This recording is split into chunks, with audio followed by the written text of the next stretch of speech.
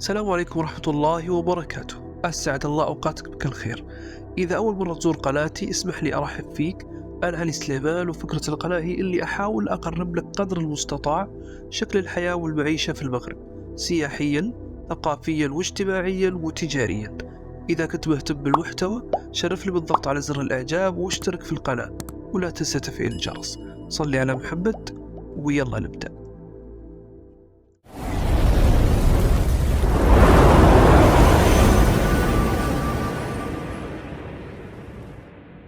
السلام عليكم حبايبي الكرام. كل دولة من الدول في عندها مجموعة من الأكلات تشتهر في مواسم معينة، مثل مواسم الأعياد أو المواسم الدينية. في شهر رمضان مثلا في السعودية أو دول الخليج مشهور عندهم مثلا السمبوسة، الفيمتو، لقمة القاضي. هلا حياك الله. لقمة القاضي اللي يسموها اللقيمات، وقمر الدين والسوبيا وبعض الأكلات الأخرى.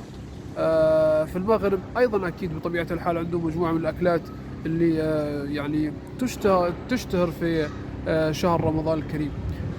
وش هي هذه الأكلات؟ خلونا نشوف. من أشهر الأكلات أو الأطباق الرمضانية في المغرب، واللي ما تخلو منها أي سفرة تقريبا، أولا الحريرة. الحريرة هي شوربة مغربية شهيرة، وهي الطبق الأول في أغلب المناسبات في المغرب بلا منازع. وفي شهر رمضان تتربع الحريرة على قائمة الأطباق في المائدة الرمضانية في المغرب. تختلف طريقة تحضير الحريرة نوعا ما بين مدن المغرب، يعني مدن الجنوب غير مدن الشمال أو مدن الوسط في طريقة تحضيرها. في اختلاف أعتقد بسيط، لكن بشكل عام تتكون الحريرة من البصل والكزبرة والبقدونس والعدس والحمص والطماطم وبعض الطحين مع الماء بطبيعة الحال، وبعض التوابل أيضا. يشرب المغاربة الحريرة عادة مع التمر والشباكية. الشباكية طبعا هي الطبق الثاني اللي حنتكلم عليه. الشباكية هي من أقدم الحلويات المعروفة في المطبخ المغربي. ورغم أن تحضيرها يستغرق وقت وجهد، إلا أنها مهمة جدا في السفرة المغربية، ولا يمكن للمغاربة الاستغناء عنها، لا سيما في شهر رمضان. تتكون في الأساس الشباكية من الدقيق والزبدة والبيض وبعض المكونات الأخرى. يقال أنها سميت بالشباكية لأنه يتم تشبيكها على شكل دائري، ويتم تناولها عادة بالشاي أو بالحريرة الساخنة. أنا عن نفسي ما أكلها كثير لأن السكر ما يأكل سكر.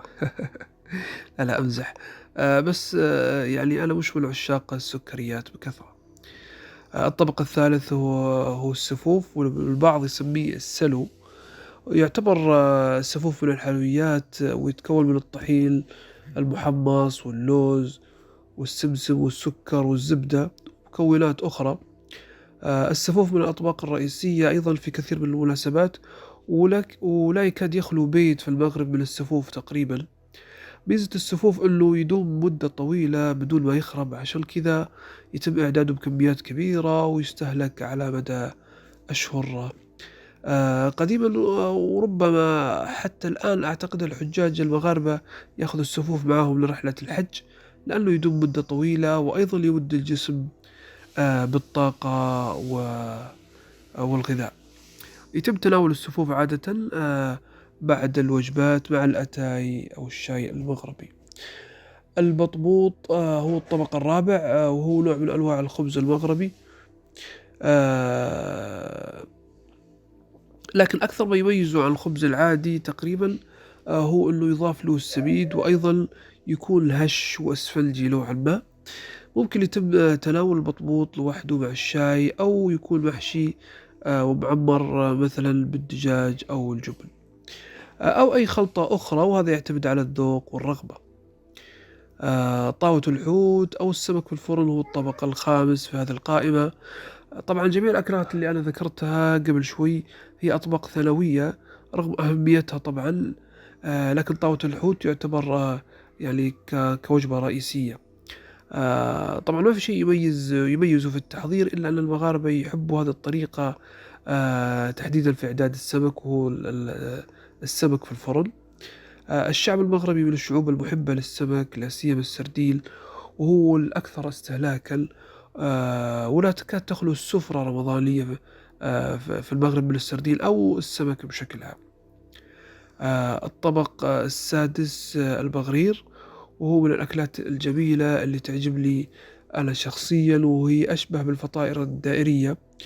يتم تحضيرها من الطحين والسميد، ويتم تناولها مع المربى أو العسل، أو الزبدة والشاي بطبيعة الحال.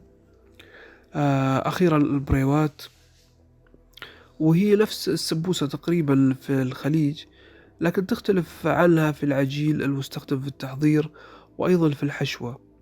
بالنسبة للعجين اللي تُحضّر منه البريوات، هو عجين ورقي رقيق جدًا يسمى ورق البسطيلة، والحشوة تحتوي على الشعيرية الصينية واللحم أو الدجاج المفروم والخضار.